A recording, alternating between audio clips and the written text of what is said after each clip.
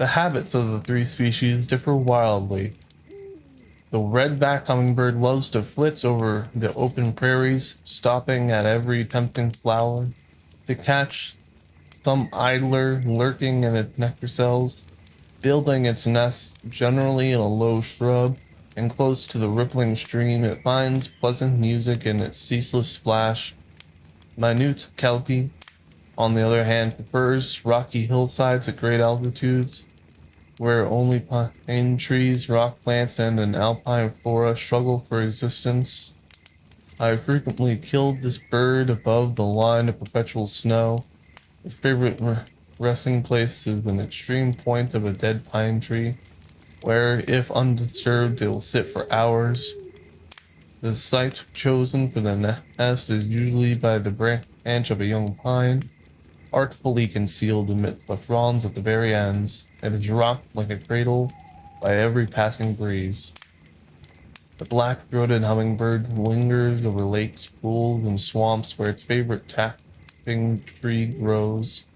I've occasionally, though very rarely, seen it hovering over flowers. This, I apprehend, is only when the storehouse is empty and the sap too dry to capture the insect.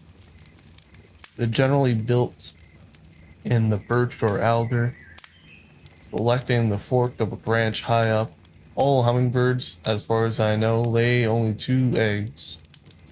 The young are so tightly packed into the nest and fit so exactly that if one taken out, it is impossible to replace them. Several springs succeeding my first discovery that these hummingbirds were regular migrants to boreal regions. I watched their arrival. We were quartered for the snow close to the western slopes of the Rocky Mountains. The winters here vary in length as well as in deep snow and intensity of cold, 33 degrees below zero being no unfrequent register. But it did not matter whether we had a late or early spring. The hummingbirds did not come until the ribs opened, and in no single instance did 2 whole days elapse after the blossoms expanded. But Stelliforus and Calliope arrived to bid them welcome. The males usually preceded the females by 4 or 5 days. The black-throated hummingbird arrives about a week or 10 days after the other two.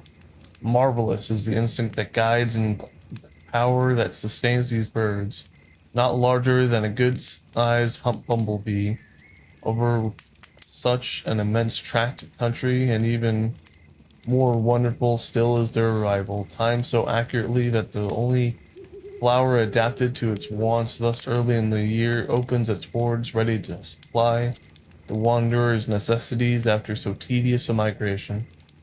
It seems to me vastly like design and foreseen wisdom that a shrub indigenous and widely distributed to be so fashioned as to produce its blossoms long after its leaves. After that, this very plant alone blooms ere the snow has melted off the land, and that too at the exact period when the hummingbirds arrive. It cannot be chance, but the work of the almighty architect, who shaped them both, whose handiwork we discover at every step, and whose sublime conceptions we everywhere observe. The manifestations in this admirably balanced system of creation. The specific characters of these three species whose northern range, I believe, were first defined by myself are briefly as follows. Stelliforus rufus, the Nootka or red-backed hummingbird, male, tail strong, wedge-shaped, upper parts lower tail converts and back, cinnamon throat coppery red with a well-developed ruff of the same, bordered with a white collar, tail feathers cinnamon, striped with purplish brown, female plain common, cinnamon on the back, replaced with the green traces only of metallic feathers on the throat. Length of male 350 wing, 1 to 56 tail, 1 to 31 inches. Habitat west coast of North America to latitude 53 degrees north, extending its range southward through California to the Rio Grande.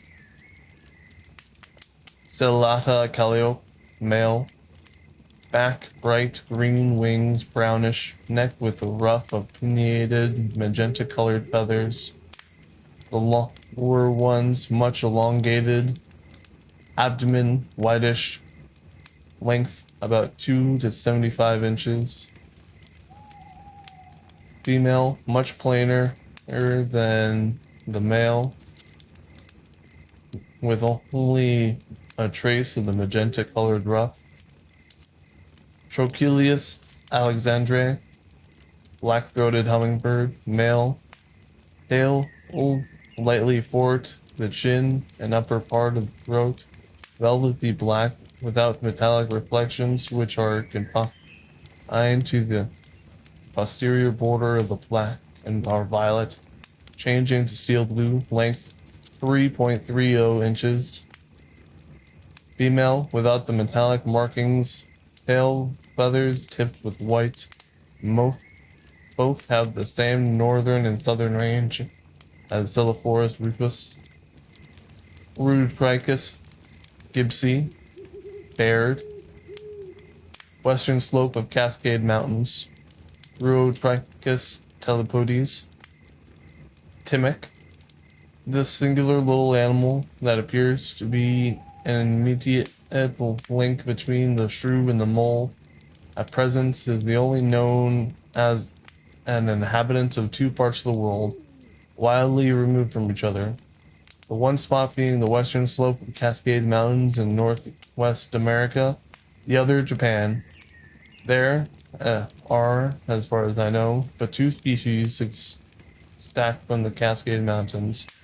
One in the Smithsonian Museum at Washington, the other a very fine specimen that I recently brought home and now in British museums. I have carefully compared the Japanese gentleman with his brother from the Western wilds, and can find no difference whatsoever, either generically or specifically in size, color, shape, and anatomical structure. They are precisely alike.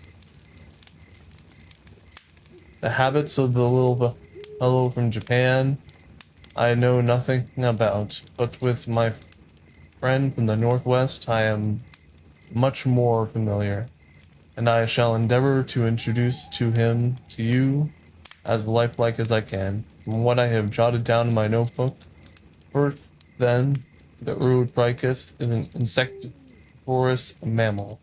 Its size that of a large shrew, about 2¼ inches in length. Exclusive of tail, which is about 1.5 inches, this tail is covered with thickly with long hairs, which at the tip end and the top with a fine camel's hair pencil, and from this hairy tail it gets its name, Urodicus. Its color is bluish black when alive, when in dried specimens changes to sooty brown. The hair is lustrous, and when it reflects the light, it has a hoary appearance. And, as with the mole, it can be smooth in either direction. This is a wise and admirable arrangement, as it enables the animal to back through its underground roads, as well as to go through them head first. Its nose or snout is very curious, and much like that of a pig, only that it is lengthened out to a cylindrical tube covered with short, thick hairs and terminated in a naked, fleshy kind of bulb or gland. And this gland is pierced by two minute holes, which are nostrils. Each nostril has a little fold of membrane hanging down over it like a shutter, effectively preventing sand and minute particles of dust from getting into the nose while digging. Now this curious nasal appendage is to the miner not only an organ of smell, but also serves the purpose of hands and eyes. His 4 feet, as I shall by and by show you, are wholly digging implements, and from their peculiar horny character, not in any way adapted to convey the sense of touch. Eyes he has none, and but a very rudimentary form of ear. His highly sensitive, movable nose serves him admirably in the dark tunnels in which his time has passed. To feel his way in scent over the lower forms of insect life, on which he principally feeds. Had he eyes, he could not see, for the sunlight never peeks in to cheer his subterranean home, and sound reaches not down to him. The busy hum of insect life and the song of feathered choristers he hears not, so that highly developed hearing appendages would have been useless and superfluous.